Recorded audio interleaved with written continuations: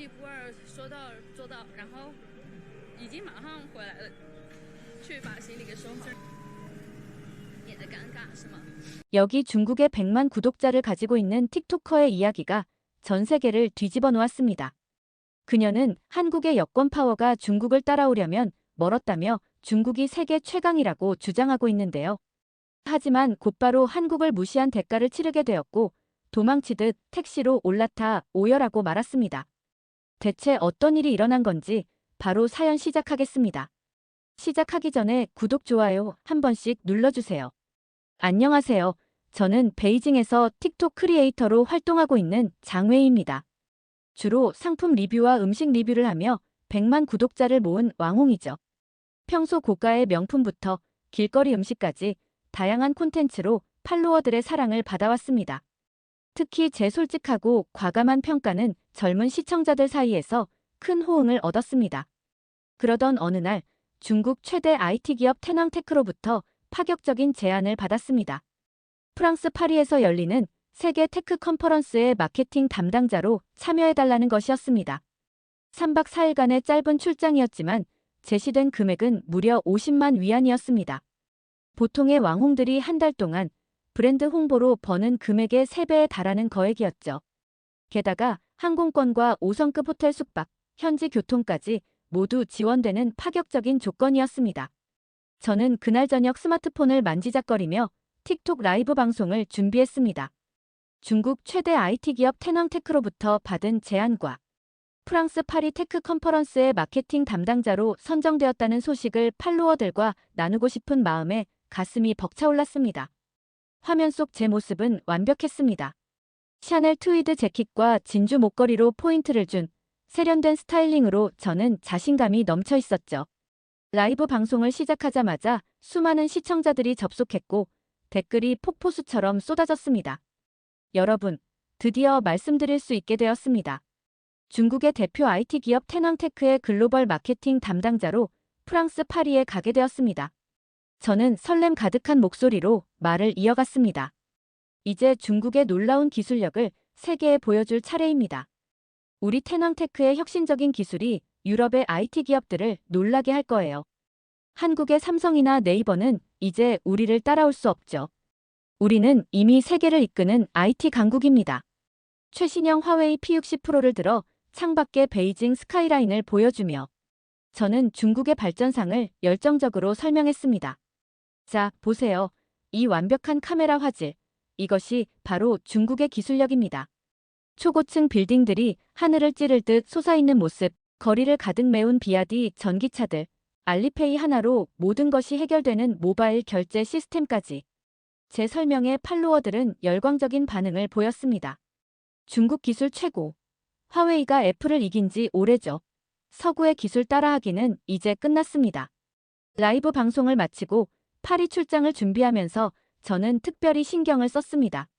최고급 브랜드의 의상들을 고르고 최신 전자기기들을 챙기고 심지어 고향의 맛이 그리울까봐 진공 포장된 육포와 중국 전통 소시지, 절인 고기류를 가득 준비했습니다.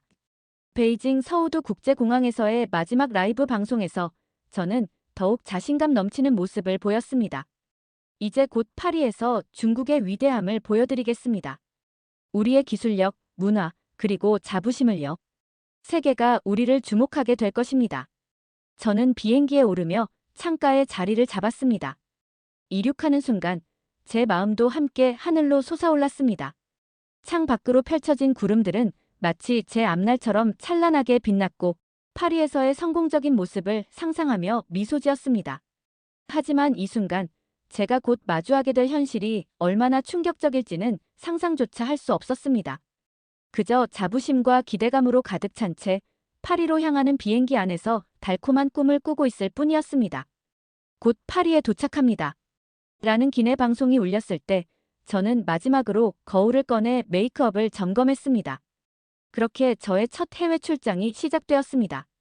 그런데 프랑스 샤를드골 공항에 도착한 순간 설렘보다는 당혹감이 먼저 밀려왔습니다. 영어로 가득한 안내판들, 익숙하지 않은 프랑스어가 울려 퍼지는 공항 방송, 그리고 무엇보다 중국어를 전혀 찾아볼 수 없다는 사실이 저를 불안하게 만들었습니다.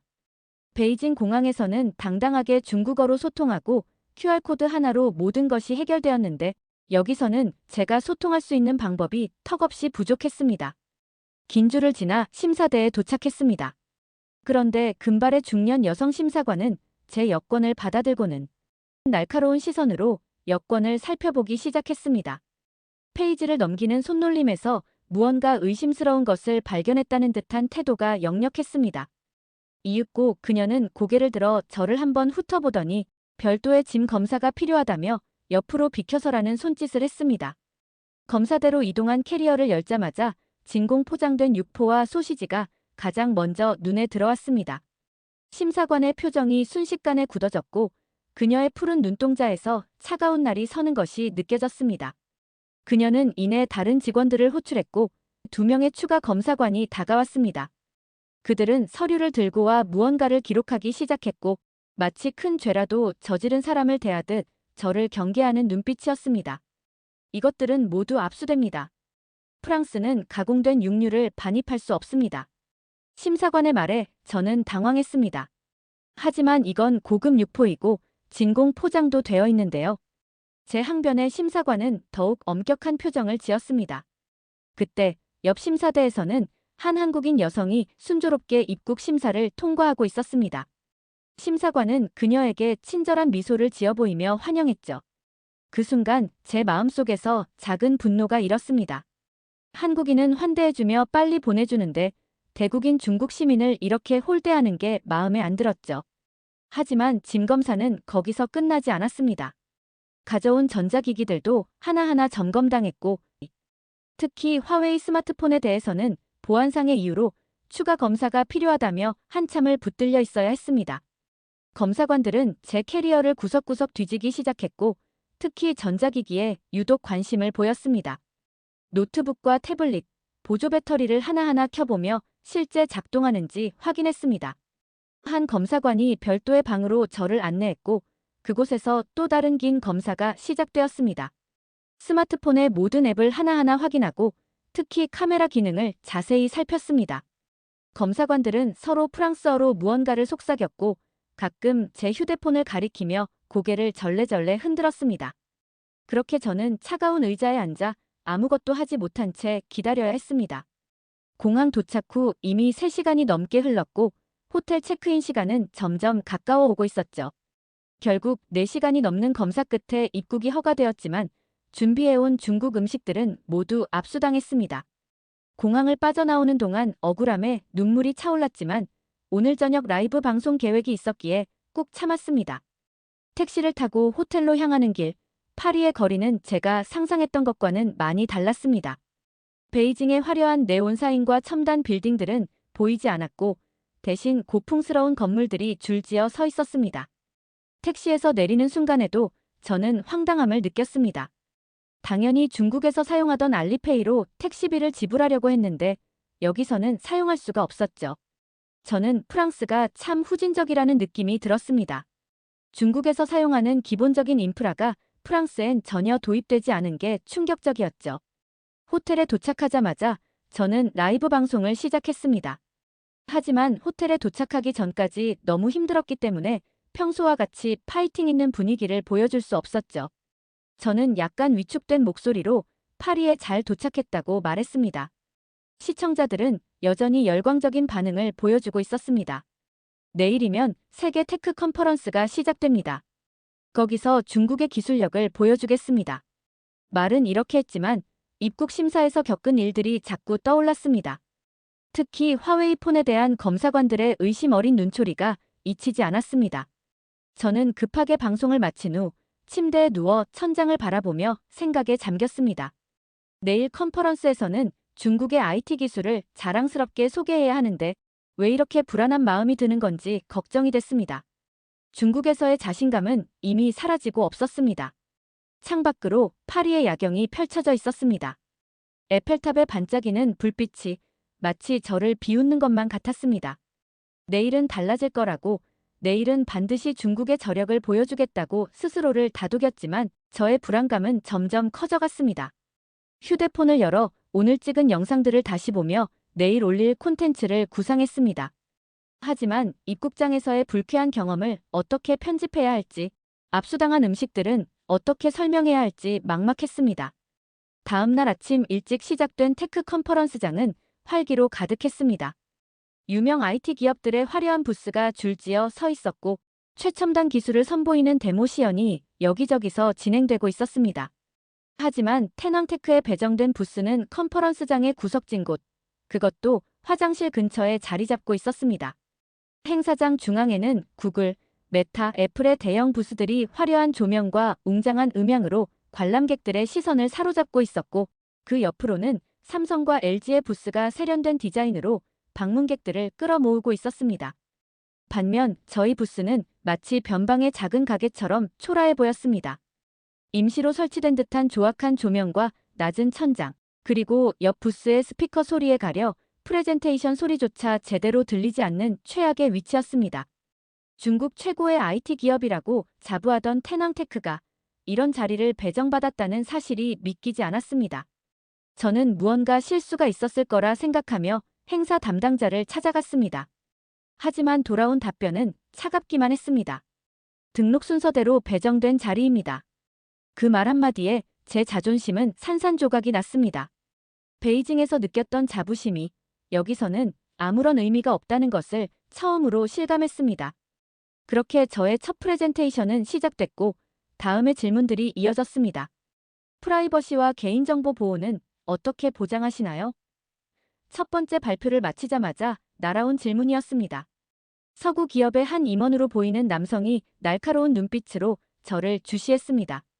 중국 기업의 데이터 수집과 관리 방식에 대해 우려의 목소리가 있는데 이에 대한 답변을 듣고 싶습니다. 준비했던 대본에는 없던 질문이었습니다. 말문이 막혔고 식은땀이 흘렀습니다. 옆에서는 삼성과 LG의 화려한 프레젠테이션이 이어졌고 수많은 관람객들이 그들의 부스로 몰려갔습니다. 특히 삼성의 폴더블 디스플레이 기술은 끊임없는 환호성을 자아냈습니다. 점심시간이 되자 저는 컨퍼런스장 내 고급 레스토랑으로 향했습니다. 하지만 그곳에서도 불쾌한 경험이 기다리고 있었습니다. 직원은 저를 구석진 자리로 안내했고 반면 한국 기업의 직원들은 프랑스 관계자들과 함께 창가의 좋은 자리에 앉아 화기애애한 분위기로 대화를 나누고 있었습니다. 오후 세션에서는 더 큰 시련이 기다리고 있었습니다. 저는 태낭테크의 최신 AI 기술을 시연하기 위해 화웨이 태블릿으로 실시간 데모를 준비했습니다. 관객들 앞에서 저는 자신만만하게 음성인식 AI 시스템을 소개했고 프랑스어 실시간 번역 기능을 선보이려 했습니다. 하지만 그때였습니다. 갑자기 화면이 검은색으로 변하더니 기기가 완전히 멈춰버렸습니다. 당황한 저는 재부팅을 시도했지만 반응이 없었고 준비했던 백업 기기마저 같은 증상을 보였습니다. 청중석에서는 숨죽인 웃음소리가 들리기 시작했고 몇몇은 휴대폰으로 이 상황을 찍기까지 했습니다. 그때 옆 부스의 애플 담당자가 동료에게 속삭이듯 말했지만 그 소리는 제 귀에 또렷하게 들렸습니다. 중국의 모방 기술은 여기까지인가 보네요. 카피는 역시 카피일 뿐이죠. 그 말에 주변에서 작은 웃음이 터져나왔고 저는 얼굴이 화끈거리는 것을 느꼈습니다. 발표는 거기서 급하게 중단될 수밖에 없었고 준비했던 30분짜리 프레젠테이션은 겨우 5분 만에 막을 내렸습니다. 프레젠테이션과 함께 라이브 스트리밍도 준비했었지만 시작할 수 없었습니다. 팔로워들에게 자랑스러운 중국의 모습을 보여주겠다고 장담했는데 더 이상 보여줄 것이 없었죠. 저녁이 되어 컨퍼런스장을 나설 때의 발걸음은 너무나 무거웠습니다. 그리고 택시를 잡고 있는데 뒤에서 들리는 대화는 저를 더 창피하게 만들었죠. 중국은 아직 갈 길이 멀었어요. 기술도 매너도. 프랑스 참가자들이 나누는 대화였습니다. 그들은 제가 중국인이라는 것을 알고 있었을까요? 아니면 모르고 한 말이었을까요? 어느 쪽이든 그 말은 제 자존심을 완전히 무너뜨렸습니다. 호텔로 돌아오는 길, 눈물이 계속 흘렀습니다. 베이징에서의 자신감 넘치던 모습이 마치 다른 사람의 이야기처럼 느껴졌습니다. 오늘 하루는 제 인생에서 가장 긴 하루였고 가장 뼈아픈 현실을 마주한 날이었습니다. 컨퍼런스가 끝난 다음 날 공항으로 향하는 발걸음은 무거웠습니다. 파리에서의 실패를 뒤로하고 베이징으로 돌아가는 길, 샤를 드골 공항의 출국장에서 저는 또 다른 충격적인 광경을 목격했습니다. 한국 IT 기업의 직원들이 VIP 라운지로 안내되는 모습이었습니다. 공항 직원들은 그들에게 정중히 고개를 숙이며 프랑스어로 환대를 표했고, 심지어 대기 중이던 다른 승객들도 자연스럽게 그들을 먼저 통과시켜 주었습니다. 반면 저는 일반 대기줄에서 다시 한번 까다로운 보안 검사를 받아야 했습니다. 검사관은 제 화웨이폰을 다시 한번 의심스러운 눈초리로 살펴보았고, 노트북도 전원을 켜고 끄는 테스트를 반복했습니다. 입국 때와 마찬가지로 중국인이라는 이유만으로 받는 차별적인 대우가 분명했습니다. 더욱 충격적인 것은 면세점에서 목격한 광경이었습니다. 루이비통 매장 앞에서 있었던 일은 제 자존심에 큰 상처를 남겼습니다. 한국인 고객들이 입장하자 직원들은 즉시 안녕하세요, 고객님이라며 한국어로 인사를 하며 안내했습니다. 반면 제가 매장에 들어섰을 때는 전혀 다른 대우를 받았습니다. 직원들은 중국어를 전혀 모르는 듯했고, 기본적인 영어로도 설명이 부족했습니다. 게다가 중국 여권을 보여줬을 때는 제품을 만지기 전에 손소독을 해달라는 요청을 받기도 했습니다. 저는 같은 아시아인인데도 이렇게나 다른 대우를 받는다는 사실이 믿기지 않았습니다. 더군다나 한국 고객들은 구매 후 즉시 세금 환급 처리가 가능한 전용 카운터로 안내받았지만 저는 긴 일반 대기줄에서 기다려야 했습니다. 불과 얼마 전까지 중국이 한국보다 우월하다고 자부하던 제가 이런 현실 앞에서 한없이 작아지는 기분이었습니다. 그렇게 저는 다시 베이징에 돌아왔고, 쏟아지는 팔로워들의 질문 세례는 저의 마음을 더욱 무겁게 했습니다. 웨이 언니, 왜 파리에서 라이브는 하지 않았어요? 프랑스의 모습을 보여준다더니 어떻게 된 거예요? 중국의 기술력을 보여준다고 하지 않았나요? 혹시 무슨 일 있었던 거 아닌가요? 결국 저는 라이브 방송을 켜야만 했습니다. 하지만 진실을 말할 수 없었습니다. 텐왕테크에서 파리에서 있었던 일을 발설하면 500만 위안의 위약금을 물어야 한다는 통보를 받았기 때문입니다. 회사 법무팀에서 보내온 계약서에는 이렇게 명시되어 있었습니다. 해외 출장 중 발생한 모든 일은 기밀로 유지되어야 하며, 이를 위반할 시 계약금의 10배에 해당하는 위약금이 부과된다. 저는 그저 개인적인 사정으로 라이브를 하지 못했다는 말만 반복했지만 팔로워들의 의심의 눈초리는 점점 커져만 갔습니다. 평소 솔직하고 직설적인 방송으로 신뢰를 쌓아왔기에 이런 어색한 변명은 오히려 더 큰 의혹을 불러일으켰습니다. 중국 소셜미디어에서는 각종 추측성 글들이 올라오기 시작했습니다. 왕홍 장웨이, 파리에서 무슨 일이? 텐왕테크의 비밀스러운 파리 출장의 진실, 100만 팔로워, 왕홍의 미스터리한 파리 실종과 같은 제목의 글들이 연일 화제가 되었습니다. 일부 네티즌들은 더 과격한 추측을 내놓기 시작했습니다. 중국 기술의 실패를 은폐하려는 거 아니냐, 서구에서 무시당한 것 아니냐는 댓글들이 달리기 시작했고, 이는 어느 정도 사실에 가까웠기에 더욱 가슴이 아팠습니다. 그동안 자부심을 가지고 이야기했던 중국의 우월성이 부메랑이 되어 돌아온 것입니다. 파리에서 중국의 위대함을 보여준다더니 도망쳐 온 거예요? 역시 중국은 아직 멀었나 봐요. 한국 기업들은 당당하게 방송하던데 왜 당신은 못했나요? 와 같은 악성 댓글이 매일 밤 저를 괴롭혔습니다. 특히 한 팔로워가 올린 파리 컨퍼런스 현장 사진이 공개되면서 상황은 더욱 심각해졌습니다. 삼성과 LG의 화려한 부스 앞에서 열광하는 관람객들의 모습, 세련된 프레젠테이션을 선보이는 한국 기업 직원들의 당당한 모습이 담긴 사진들이었습니다. 반면 저희 텐왕테크의 구석진 부스는 그림자처럼 희미하게 보였고, 방문객이 거의 없는 휑한 모습이 고스란히 찍혀 있었습니다. 파리에서 마주했던 한국의 모습이 자꾸만 떠올랐습니다. 컨퍼런스장에서 유창한 영어와 프랑스어로 소통하던 한국 직원들의 모습, 공항 VIP 라운지에서 당당하게 대우받던 한국 여행객들, 면세점에서 특별 대우를 받던 한국인들. 그들에게서 보았던 것은 단순한 경제력이나 기술력이 아닌 진정한 글로벌 경쟁력이었습니다. 저는 그제서야 깨달았습니다. 제가 그동안 얼마나 편협한 시각으로 세상을 바라보고 있었는지를. 단순히 GDP 숫자나 인구 규모만을 내세우며 우월감에 빠져 있었던 제 자신이 부끄러워졌습니다. 진정한 선진국의 면모는 숫자가 아닌 그 나라 사람들이 보여주는 품격과 실력에서 나온다는 것을 파리에서의 쓰라린 경험을 통해 배웠습니다. 일주일간의 침묵 끝에 저는 마지막 결심을 했습니다. 이제는 인정할 수밖에 없네요. 새로운 라이브 방송에서 저는 조심스럽게 말을 꺼냈습니다. 우리가 진정한 선진국의 모습을 배워야 할 때가 온 것 같아요. 다음 여행지는 한국이 될 것 같습니다. 그들이 어떻게 세계 무대에서 인정받게 되었는지 직접 보고 배우고 싶어요. 이 발언은 또 다른 논란을 불러일으켰지만 이번에는 제가 당당했습니다. 허상의 자부심보다는 현실을 직시하고 배우는 것이 진정한 성장의 길이라는 것을 깨달았기 때문입니다. 그렇게 저는 새로운 여정을 준비하기 시작했습니다. 이번에는 과시가 아닌 배움을 위한 여행이 될 것입니다.